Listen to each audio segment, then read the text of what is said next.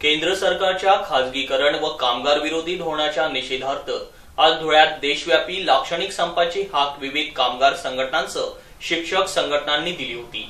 या संपात धुळे जिल्हा माध्यमिक शिक्षक संघ व भारतीय ट्रेड युनियनचे कर्मचारीही सहभागी झाले होते। यावेळी शिक्षक संघाच्या वतीने सांगण्यात आलं की राज्यातील खासगी व स्थानिक स्वराज्य संस्थांतर्गत माध्यमिक व उच्च माध्यमिक शाळेतील तसेच आश्रमशाळेतील शिक्षक शिक्षकेतर कर्मचाऱ्यांच्या विविध मागण्या आहेत। विशेषतः अंशदायी पेन्शन योजना रद्द करून जुनी पेन्शन योजना लागू करण्याची प्रमुख मागणी असून 100% अनुदानासह 10, 20, 30 वर्षाची 3 लाभांची आश्वासित योजना लागू करण्याची मागणी आहे।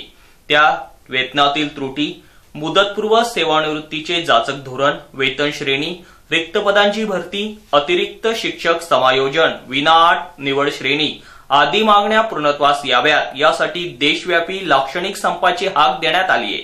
त्यात केंद्र सरकार कामगारांना गुलाम बनवण्याचा कायदा करीत असून शेतकऱ्यांना देशोधडीला लावित आहे। सार्वजनिक क्षेत्रातील उद्योगांचं खासगीकरण करून कर्मचाऱ्यांना सक्तीने निवृत्ती घ्यायला लावत आहे।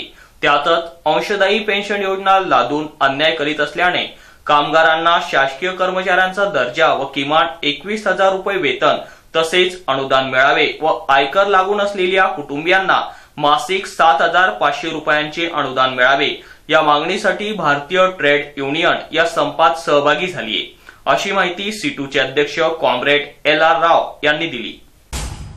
कार्यालय आणि औद्योगिक कार्यालय आणि बँका सगळे ठप्प आहेत। 100% संप यशस्वी झाला आहे आणि या संपाच्या निमित्तानं आमचा मोर्चा फक्त आम्ही कोरोना पार्श्वभूमीवर या कोरोनाचा विषाणूचा प्रादुर्भाव वाढू नये, जनसामान्यांचं आरोग्य धोक्यात येऊ नये, 9-10 हजार लोक जर बाजारपट्टीत आले तर जनसामान्यांचं आरोग्य धोक्यात येईल म्हणून मोर्चा करण्याच्या ऐवजी आम्ही फक्त प्राथमिक स्वरूपात या ठिकाणी निषेध सभा आणि मानव साखळी सगळ्या श्रमिकांच्या उपस्थितीत करीत आहोत।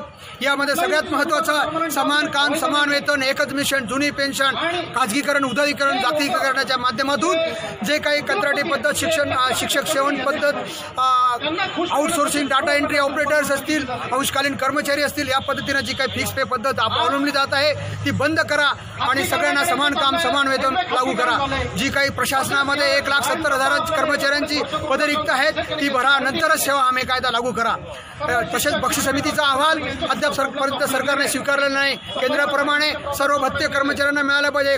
शेतकरी, श्रमिक आणि कामगार विरोधीचे धोरण सरकारने राबवलेले आहेत। त्यांची गळचेपी कामगारांची करत आहेत, श्रमिकांची करत आहेत, शेतमजुरांची करत आहेत। त्याच्या विरोधात संताप व्यक्त करण्यासाठी आज सर्व श्रमिक रस्त्यावर आले आहेत आणि या धोरणांचा आम्ही केंद्र आणि राज्य सरकारचा धिक्कार आणि निषेध व्यक्त करत आहोत। सरकारने तर ही धोरणं मागे घेतली नाही तर सर्व आज 50 वर्षाच्या इतिहासात आज सर्वात मोठा संप आहे आणि यापुढे जर सरकारने याच्यात गांभीर्याने लक्ष घातलं नाही तर सगळे कामगार रस्त्यावर आल्याशिवाय, काम बंद केल्याशिवाय थांबणार नाहीत। आज शेतकरी, शेतमजूर आणि कामगार या सर्वांचा एकत्रितरित्या देशव्यापी संप आहे।